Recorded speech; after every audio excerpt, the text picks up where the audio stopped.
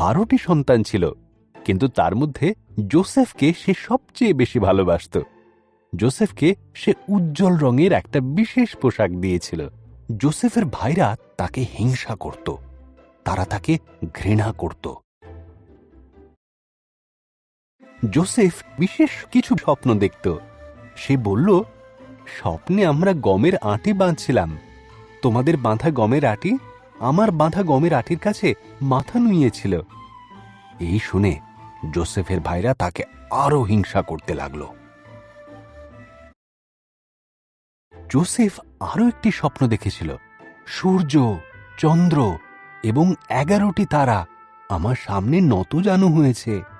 তার বাবা আর ভাইয়েরা অভিযোগ করল, তুমি কি বলতে চাও? তুমি আমাদের শাসন করবে? একদিন যোসেফের ভাইরা মাঠে মেষ চড়াচ্ছিল। তারা দূর থেকে যোসেফকে আসতে দেখল। তারা যোসেফকে হত্যা করার পরিকল্পনা করল এবং তার সমস্ত স্বপ্নকে শেষ করতে চাইল।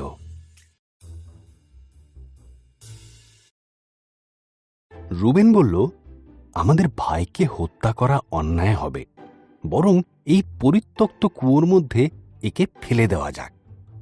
তখন তারা যোসেফের বিশেষ পোশাকটি খুলে নিল এবং তাকে কুয়োয় ফেলে দিল।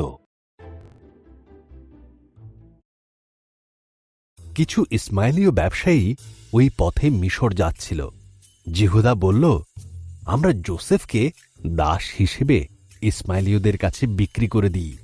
সুতরাং তারা যোসেফকে 20টি রৌপ্য মুদ্রার বিনিময়ে বিক্রি করে দিল।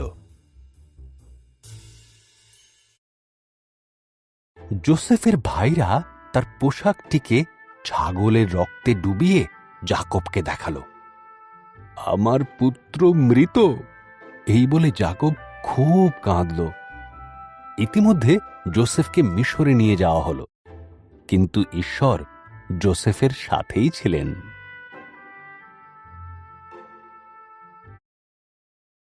মিশরে ইসমাইলীয়রা যোসেফকে ফরৌনের এক সেনাপতি পটিফরের কাছে বিক্রি করে দিল।